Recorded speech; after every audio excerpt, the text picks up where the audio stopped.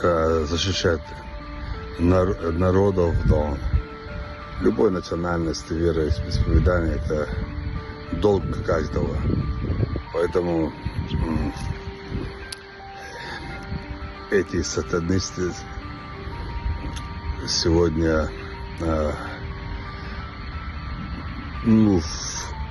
непростительные вещи, да, писали про нашего Всевышнего, про нашего пророка, про наших уважаемых людей, и у нас с ними